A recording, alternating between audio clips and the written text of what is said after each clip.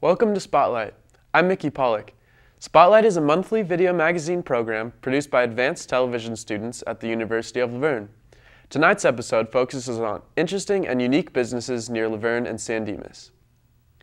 A home can symbolize so much: shelter, hope, and a place where people start over. Home takes on an even greater meaning when it is built by the families who will call it their own with the help of caring volunteers. The Habitat for Humanity in La Verne is doing their part to give families a new beginning and to end poverty. Habitat for Humanity strongly believes in not just building homes, but building hope.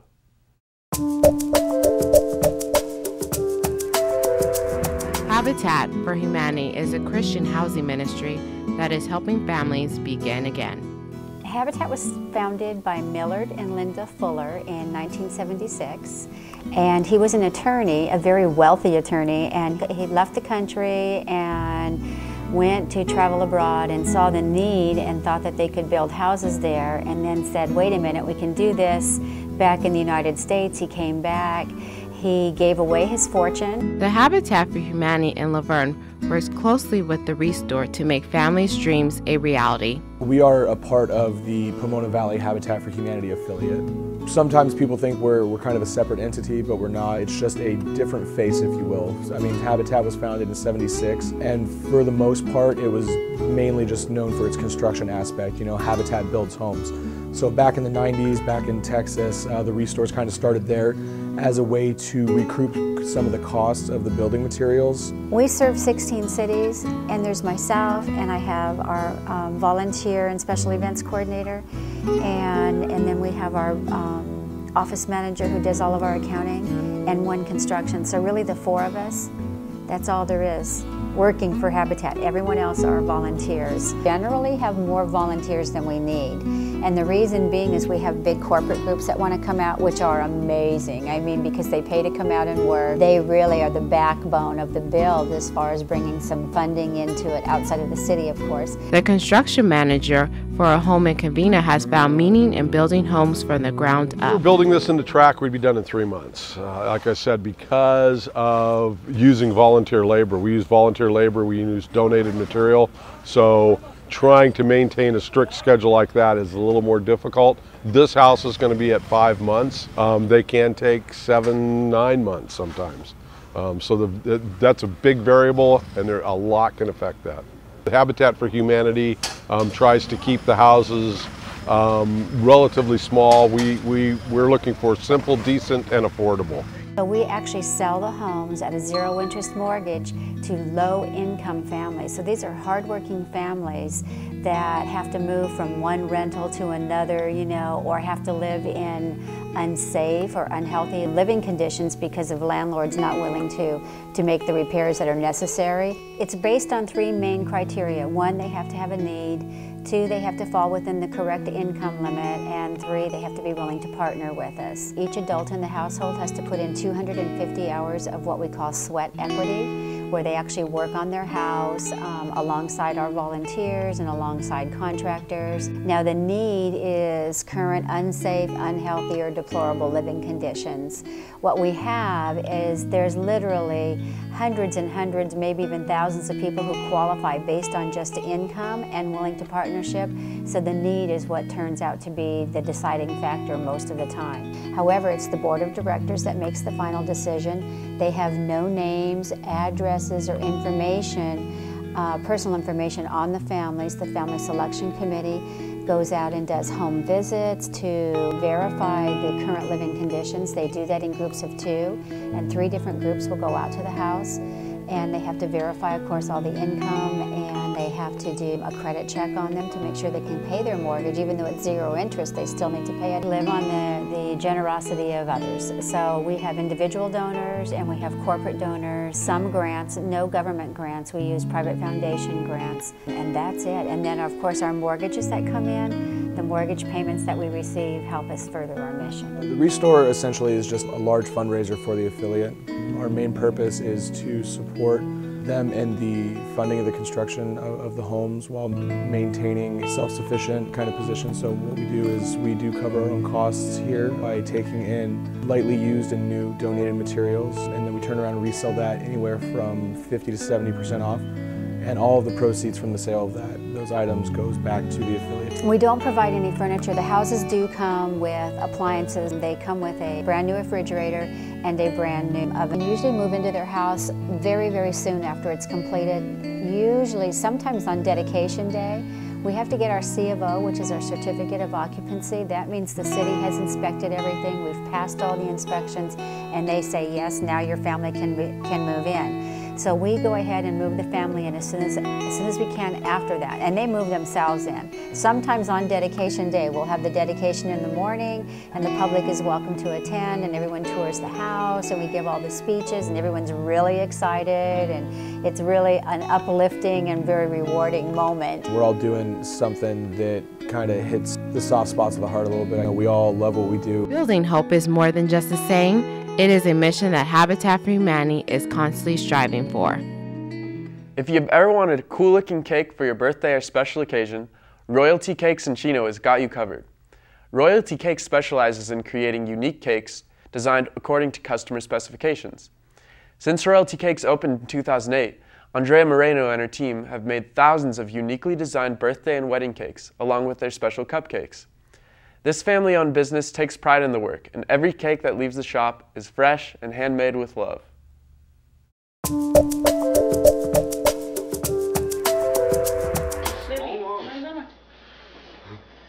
Good job! Yay, Livy!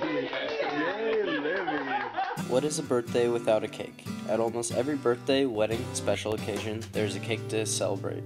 Cakes at a special event are part of our culture, and a uniquely designed cake can make the occasion very memorable. Royalty Cakes opened its doors in 2008 in downtown Chino, and since then has been baking cakes uniquely designed by the customers themselves. I'm the fourth generation. My daughter's the fifth generation of bakery owners.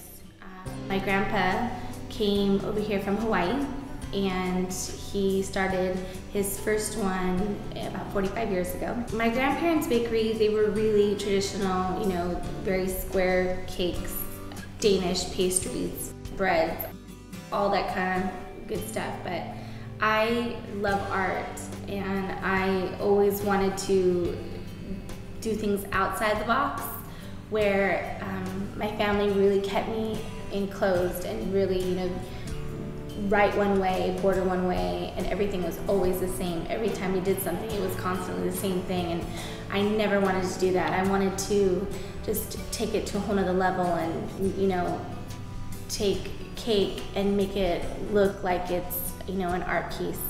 And so that's why I wanted to break out on my own and essentially be my own boss and have fun with it. I didn't realize like what kind of work I would be doing. I just said, okay, like I was picturing myself, honestly, when she first said bakery, I was thinking of a panaderia, which is like a Mexican little bakery, and I'm like, dude, what am I gonna do there? Like, okay, I'll just sit in the front, help people, I guess, you know, pass out the trays with the tongs. Like, I didn't know, like, and then when I came in here, I'm like, hey, this is not just a normal bakery, you know? And so I fell in love with it right when I walked in. I think the first comment I gave Andrea when I first met her, I was like, dude, your place is beautiful. Like, wow, you know? So when you come into the shop, we will ask you what's your occasion, what kind of, you know, price range, budget, you want a stacked cake, a single tier, a cutout, a carved. Kind of go from there. I'll draw it out. We'll ask for different flavors because we have so many different flavors. Even if someone comes in and says, I want something, you know, I had when I was a child, you know, it's not on your list, but can you make it? Of course, you know, we love a challenge. We love, you know, making something that, you know, is different. A lot of times we'll just base it off of a 2D kind of picture, so you kind of just have to incorporate your skills as far as how do I make this look 3D. And basically, we take Rice Krispies, we crush them, sculpt them, you know, we use all our different tools, and after that, you know, smooth them out. So it's hard to see exactly what it's gonna look like, but since we had this feel of actually visualizing it when it's done, it's like you want to get that piece to what you visualize it at, at its end process. Royalty Cakes not only makes cakes, but makes a variety of cupcakes as well, which the customers love. Here to pay my tab. For my beautiful cupcakes from yesterday, everybody loved them. When we opened up in 2008, the city of Chino gave us a really amazing award, and that was Business of the Year from Assemblywoman Norma Torres, which again was really a nice honor, because when you work as hard as we do here, and we really do, we give it our 100% everything, and not only myself but my crew as well. They just, at any given moment I can say, I need you, and not one of them would say no. They are all just such hard-working, amazing people, really. And so after 4 years to get recognized with that's a pretty nice, feeling. It tells me that we're in the right direction. We're still working hard, and we're being recognized for that. I really want to take this to another level. I want to maybe do, some TV shows, maybe take my team and watch them blossom and grow and be creative, and just, set this business and be very accomplished. I would love that. Royalty Cakes is open Tuesday through Saturday from 10 a.m. to 6 p.m. So the next time you have a birthday and have a unique design in mind, be sure to come to Royalty Cakes. In the competitive world of tile manufacturing, rife with imitation and espionage, only one company retains their originality because of their uniquely created system of tile making. The owner and founder of Patterson Inc., Karen Blankenship, and her husband John have painstakingly discovered a new way to make encaustic tile, a type of tile that has never been successfully mass-produced until now. Although it took the Blankenships 2 years to establish the specific formulas and machinery to make the tiles, their unique business is thriving.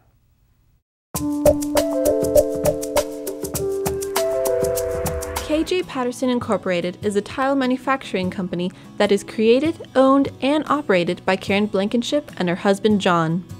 The company's expertise lies in the making of encaustic tile.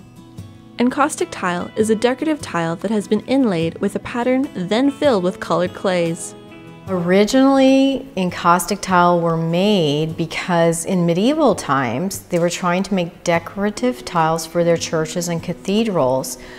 It has a different texture to it. It's not shiny like glaze. It has great qualities as far as being able to be on the floor, a decorative tile on the floor where the pattern won't wear away. It's frost-proof, so it can be in a swimming pool or outdoors.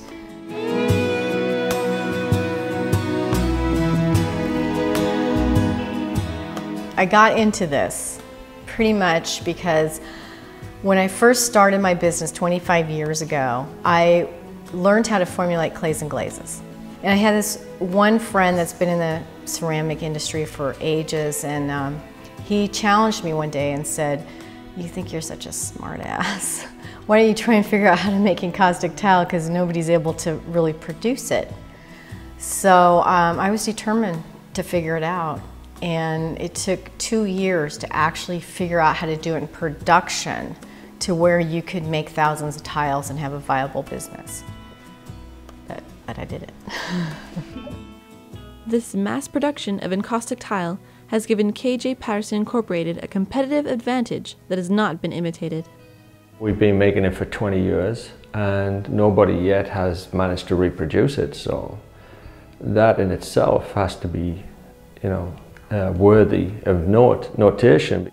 All these little things are in-house, and because we do everything in-house, we don't rely on anybody. You actually invent or build the equipment we needed to make this in production, to make the tile in production, because it doesn't exist. We had to actually make the different equipment. I make machinery, little gadgets, just things to help the process. I maintain the building. Because unless you can make thousands of tiles, you can't make a living at it. And because, you know, you can only charge so much per tile, so it's about numbers to make money. I do design all the tiles, and I actually do all the model work. Every single tile has to have a model made. That means a sort of fake tile that you cast your molds off of. And I can make it out of washers, screws, leaves, whatever, but I have to make a model that then becomes the tile. The making of the tile model is very important for the production of decorative tiles because they must have a repeating pattern in order to look aesthetically pleasing. After it's pressed, everything is done by hand until it's a finished item. We sell to a lot of the movie stars, TV stars. We recently did a job, which is great because he's a designer himself, for the Ralph Lauren store, the brand new store on Melrose. The whole courtyard's done in our tile. We're currently working on a job for Disney. Their tile has also been featured on the sets of shows like 90210, in state monuments such as Hearst Castle, and in actors' homes such as Oprah, Eddie Murphy, and Sandra Locke. So it's just determination and just not giving up, and when you come to a roadblock and you think, how are we going to solve this problem? Instead of giving up, you just push harder until you figure it out and you make it work. And some of the stuff, when you walk around, you look at how people are doing things, you think, oh, that's so simple. But what it took to get there, to realize that this is the best way, it's amazing. You know, it's not that simple. I mean, we make it look simple now, but so much is involved in getting there. The Claremont Village is home to many business gems. While some of these businesses pride themselves on their delicious food, trendy clothing, and unique style, the Folk Music Center is proud to represent the symphonic world of music. The Folk Music Center is a one-of-a-kind store that allows visitors to explore all kinds of world music and instruments. Today, you'll get a chance to step into the musical world the Folk Music Center has created for all to discover.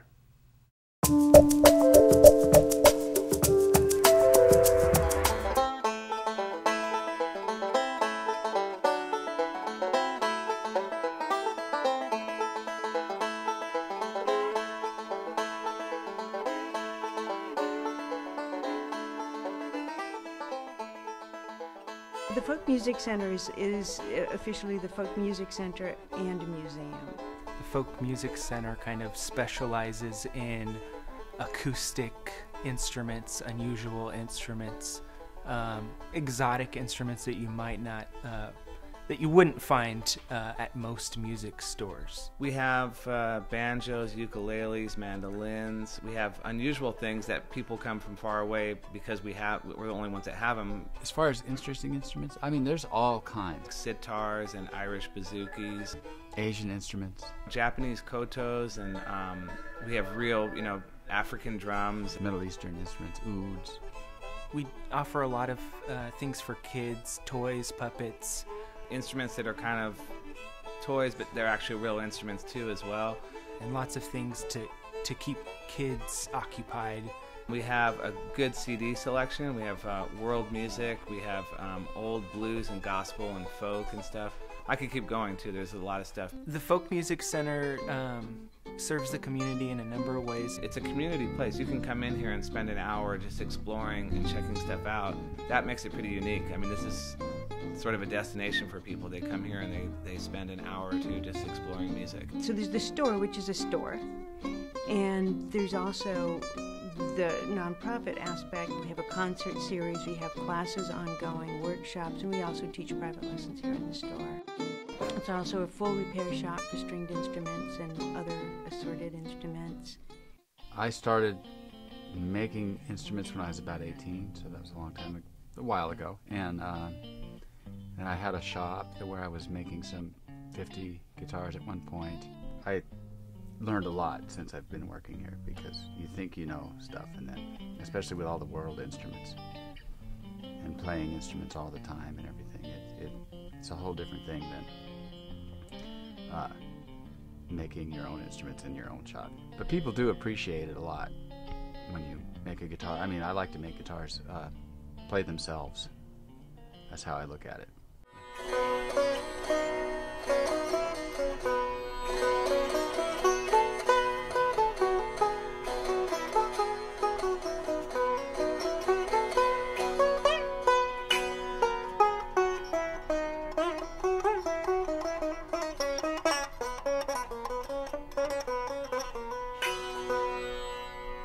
There you go. It's sounding pretty good. My parents had been involved in the music scene in the East and immediately picked it up out here. And collectors of musical instruments, they would go around to swap meets and thrift stores and just acquired lots and lots of instruments. And the house was filling up with instruments, and my mother was teaching lessons in the house. My father was repairing instruments, and one day they just looked at each other and said, we don't have any room to sit down, let's open a store. And they were supported. Their friends thought it was a great idea, and they opened a little tiny store here in Claremont. Well, Ben Harper got his start here in the store. I'm his mother, and so his days were spent here with me. I was working here at the time. You know, he grew up in the music. I was a single mom, so instead of going home from school, the kids would come here. So he was just here all the time growing up. And then I was in various bands and groups, and so I wouldn't have to hire a babysitter. We'd play at the house, and so the kids would be right in the middle of that. So they heard lots and lots of music and how music gets put together and structures of songs. And so he grew up with that. We do an open mic night once a month that allows anybody to come out and get up on our stage and play a song. It's on the last Sunday of every month, and I've been doing it for almost 7 years.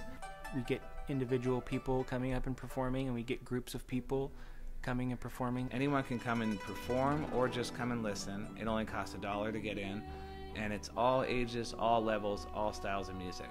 It's lots of fun. We get an interesting mix of music and people every month.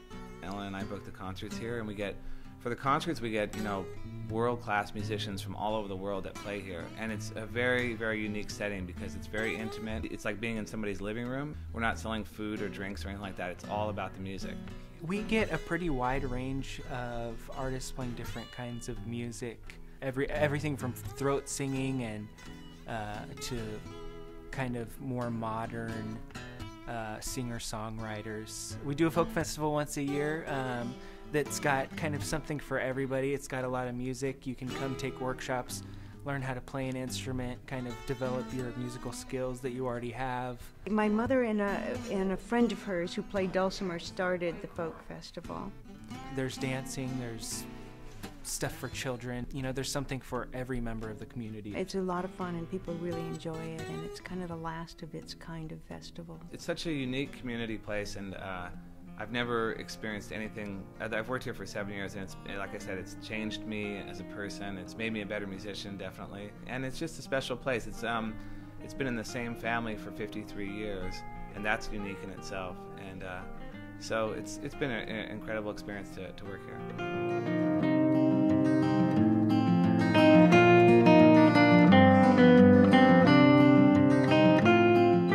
Thanks for joining us on Spotlight.